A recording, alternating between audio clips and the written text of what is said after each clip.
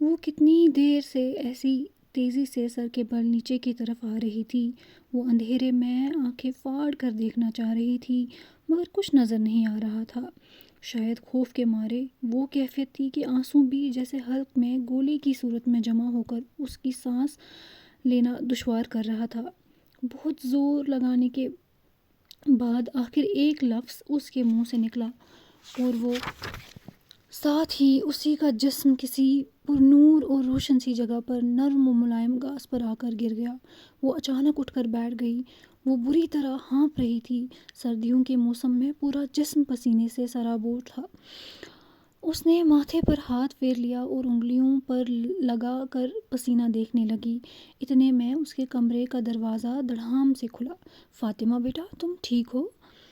Mrs Rayan گھبرائی ہوئی آگے بیٹھ کر اسے اپنے ساتھ لگائے ہوئے پوچھنے لگی۔ جی ماما، بس وہ شاید خواب دیکھا تو ڈر گئی۔ فاطمہ اپنی یادداشت پر زور دینے کی کوشش کر رہی تھی کہ اس نے کیا دیکھا تھا۔ اس کا سانس ابھی تک بحال نہیں ہوا تھا۔ میں تو کچن میں پانی لینے کے لیے آئی تھی کہ تمہاری آواز سن کر گھبرا گئی اور یہاں آ گئی۔ ماما، میری کوئی آواز بھی آ رہی تھی؟ فاطمہ بھویں سکیڑے حیران و پریشان اپنی ماما کی طرف دیکھ رہی تھی۔ ہاں بیٹا، مجھے واضح سنائی تو نہیں دیا کہ تم کیا کہہ رہی تھی، مگر تم بہت زور سے چیخ رہی تھی۔ تم ٹھیک تو ہو نا؟ مسز ریان پریشانی سے اس کا چہرہ دیکھتے ہوئے بولی۔ فاطمہ نے اس بات میں سر ہلایا اور اپنے ماتھے پہ آیا پسینہ صاف کرنے لگی۔ اس کا دل پہلے ہی تیزی سے دھڑک رہا تھا اور اب اس کی ماما نے اسے مزید الجھا دیا۔ یہ کیا ہو رہا تھا اس کے ساتھ؟ ہائے فاطمہ، کدھر ہو یار؟ موبائل کی بیپ ہو گئی۔ یہ سفیان کا میسج تھا جو اسکرین پر جگمگا رہا تھا۔ اس نے موبائل اٹھا کر دیکھا۔ دل زور زور سے دھڑکنا شروع ہو گیا۔ موبائل سائیڈ پر رکھ کر وہ پھر سے کتاب کی طرف دیکھنے لگی۔ رات 8 بجے کا ٹائم تھا۔ اس کی ریشمی بال کمر پر بکھرے ہوئے تھے۔ وہ بیڈ پر کتابیں پھیلائے پڑھنے کی ناکام کوشش کر رہی تھی۔ ساتھ میں پڑا کافی کا مگ ٹھنڈا ہو چکا تھا مگر وہ فوکس نہیں کر پا رہی تھی۔ اس نے کتاب بند کی اور اپنا سر بیڈ کے کراؤن کے ساتھ لگا کر آنکھیں بند کر لی۔ وہ دوبارہ سے بیپ ہوئی۔ اس کے آنسو بہنا شروع ہو گئے۔ آخری بار بات کر لو، اسے آرام سے کہہ دو کہ آج کے بعد وہ تمہیں کوئی میسج نہ کرے۔ وہ پریشان ہو رہا ہوگا۔ کسی نے اندر سے سرگوشی کی۔ اس نے آنکھیں کھولی اور موبائل کی طرف ہاتھ بڑھایا۔ فاطمہ، تم نے تو خود سے وعدہ کیا تھا کہ تم دوبارہ اس سے بات نہیں کرو گی۔ اور آواز اندر سے آئی۔ اس کا بڑھتا ہوا ہاتھ پھر رک گیا۔ وہ دوبارہ بیپ ہو گیا۔ فاطمہ، وہ تمہاری بہت کیئر کرتا ہے۔ تم نے اگر اسے ایسے چھوڑ دیا تو وہ خود کو کچھ کر لے گا۔ کیا تم سے یہ برداشت ہوگا؟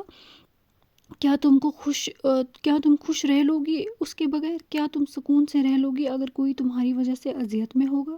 کسی نے دوبارہ اس کے اندر سرگوشی کی۔ اس کے حلق میں کچھ اٹک سا گیا۔ آنکھیں مزید گرم ہو گئی۔ اس سرگوشی کے بعد اس نے آگے بڑھ کر موبائل اٹھا لیا۔ فاطمہ، یہ ٹھیک نہیں ہے، ایسا مت کرو، یہ تعلق ناجائز ہے۔ فاطمہ اب رپلائی کرنے کے لیے ٹائپ کر رہی تھی۔ فاطمہ رک جاؤ، اپنا وعدہ مت بھولو، وہ کچھ نہیں ہے تمہارا، تم اس تعلق کا انجام جانتی ہو۔ محض اضطراب ہے، مت کرو ایسا۔ اندر سے آنے والی آواز پہلے کی نسبت دھیمی ہو گئی۔ رپلائی سینڈ ہو چکا تھا۔ پاس ہی موجود فی شکل کا مخلوق قہقہے لگا کر ہنسی تھی۔ نفس پھر سے جیت چکا تھا۔ وہ اپنا وعدہ توڑ چکی تھی۔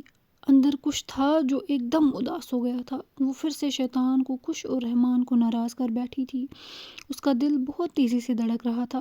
بات ختم ہو چکی تھی۔ ہمیشہ کی طرح نفس کی شہوت اور ہوس غالب آ گئی تھی۔ کیا یہ محبت تھی؟ فاطمہ نے موبائل رکھ کر خود سے پوچھا۔ کیا واقعی اسے محبت کہتے ہیں جو انسان کو وقتی لذت دے پھر بے چین کر دے، جس کا انجام اندیکھا ہے؟ وہ ہمیشہ اس رشتے کا انجام سوچ کر خوف زدہ ہو جاتی تھی۔ کیا وصال ممکن تھا؟ یا اس کے ارد گرد پھیلے ہزاروں افیئرز کی طرح اس کہ اس رشتے میں بھی بس جدائی یا دھوکہ تھا۔ ایک عجیب سی گھٹن نے اسے گھیر لیا تھا۔ کہیں دور سے عشاء کی اذان کی آواز آنے لگی۔ اس نے ٹائم دیکھا تو 9 بج چکے تھے، یعنی وہ پورا 1 گھنٹہ سفیان سے چیٹ کر رہی تھی۔ اسے احساس ہی نہیں ہوا تھا، ہوتا بھی کیسے؟ نفس کی خواہشات پوری کرتے کرتے انسان کو لمحات تو کیا گھنٹوں کے ضیاع کی خبر نہیں ہوتی۔ احساس ضیاع تو دور کی بات ہے۔ اس نے اذان کو اگنور کر کے دوبارہ موبائل اٹھا لیا اور واٹس ایپ آن کیا۔ کسی کا کوئی میسج نہیں تھا۔ اسٹیٹس کا نوٹیفیکیشن دیکھ کر وہ اپنے کانٹیکٹس کے اسٹیٹس دیکھنے لگی۔ یکایک قرۃ العین کا اسٹیٹس سامنے آیا جو ابھی 17 منٹ پہلے اپلوڈ ہو چکا تھا۔ قال اللہ تعالیٰ، اور ہم نے ان میں سے اکثر لوگوں کو عہد کا پابند نہیں پایا اور ہم نے ان میں سے اکثر لوگوں کو نافرمان ہی پایا۔ سورۃ الاعراف۔ اس کا یہ اسٹیٹس دیکھ کر فاطمہ کا دل جیسے ایک لمحے کے لیے بند ہو گیا۔ اس کے ہاتھ کانپنے لگے۔ قرۃ العین اکثر اپنے اسٹیٹس پر آیات یا احادیث لگایا کرتی تھی۔ فاطمہ اکثر اگنور کرتی تھی یا سرسری سا پڑھ کر گزر جاتی تھی، مگر آج وہ اس آیت کو اگنور نہیں کر پائی۔ اسے ایسا لگا جیسے کسی نے اسے بہت جھنجھوڑ کر رکھ دیا ہو۔ دل کی بے چین دھڑکن نے آنکھوں کو پھر سے گرم کر دیا تھا۔ وہ اکثر قرۃ العین کی باتوں پر حیران ہوتی تھی کہ اسے قرآن سے کیسے جواب مل جاتے ہیں۔ کچھ دن پہلے جب وہ قرۃ العین کے گھر گئی تھی تو اسے بھی ایک جواب ملا تھا۔ اس کے بعد اس نے پکا ارادہ کر لیا تھا کہ اب وہ دوبارہ اس گناہ میں ملوث نہیں ہوگی، مگر آج وہ پھر سے اپنے نفس کے ہاتھوں ہار بیٹھی تھی۔ ہم نے ان میں سے اکثر کو نافرمان ہی پایا، یہ اللہ کے الفاظ تھے، 7 آسمانوں کے پار سے آئے اس کے رب کے کلمات۔ یہ 1400 سال پہلے نازل شدہ الفاظ کیسے کسی کی آج کی سچویشن کے مطابق اس کو جواب دے رہے تھے؟ نافرمان ان کو یعنی مجھے؟ میں نافرمان؟ ہاں، میں نافرمانی کر بیٹھی۔ موبائل سائڈ پر رکھ کر وہ فوراً واش روم بھاگ گئی اور وضو کر کے جائے نماز پر بیٹھی۔ آنسو زار و قطار بہہ رہے تھے، جسم کانپ رہا تھا۔ نماز کے بعد اس نے کانپتے ہوئے ہاتھ اٹھائے۔ اوہ اللہ تعالیٰ، I am sorry, I am really sorry, میں پھر سے پھسل گئی۔ آپ نے صحیح کہا، میں نافرمان ہوں، میں اپنا وعدہ پورا نہ کر سکی۔ اللہ پلیز مجھے معاف کر دے۔ آپ نے اس دن اپنی آیت کے ذریعے مجھے حوصلہ دیا تھا کہ آپ سب گناہ معاف کر دیں گے، مگر دیکھے آج میں پھر سے گناہ کر بیٹھی۔ اللہ تعالیٰ پلیز مجھے نافرمان نہیں بننا، مجھے تو قرۃ کی طرح آپ کی پیاری بندی بننا ہے۔ اللہ پلیز، میں کمزور پڑ رہی ہوں، میرے دل کو سنبھال لے پلیز اللہ۔ چہرہ ہاتھ میں چھپائے وہ بچوں کی طرح بلک بلک کے رو رہی تھی۔ روتے روتے وہ سجدے میں گر گئی۔ زمین اس کی ندامت میں ڈوبی سسکیوں کی گواہی سمیٹ رہی تھی، حتیٰ کہ اس کے دل پر سکینت نازل ہونے لگی اور اسے پتہ ہی نہیں چلا کہ وہ نیند کی آغوش میں چلی گئی۔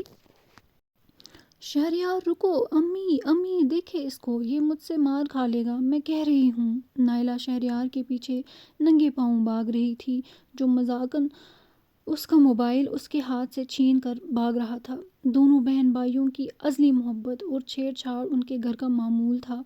شہریار نائلہ سے 1 سال چھوٹا تھا، دونوں ایک ہی یونیورسٹی میں پڑھتے تھے۔ روز دونوں کی شرارتوں اور پیار بھری لڑائیوں سے ان کے ماں باپ بہت محظوظ ہوتی تھی، اور شاید دونوں بہن بھائی اپنی ماں کو ہی خوش کرنے کے لیے ایسا کرتے تھے۔ ان کے والد ان کے بچپن میں ہی فوت ہو چکے تھے۔ ماں نے تنہا مشقتیں کر کے انہیں پڑھایا لکھایا تھا، یہاں تک کہ آج وہ اس مقام تک پہنچ چکے تھے۔ شہریار سیکنڈ ٹائم کاروبار کے ساتھ آن لائن جاب کرتا تھا، جس کی وجہ سے ان کا گزارا اللہ کے فضل سے اچھے سے ہو رہا تھا۔ امی یہ ہمیشہ ہی ایسے کرتا ہے، میں جب موبائل یوز کر رہی ہوتی ہوں یہ چھین کر لے جاتا ہے، میں تو کبھی ایسا اس کے ساتھ نہیں کرتی۔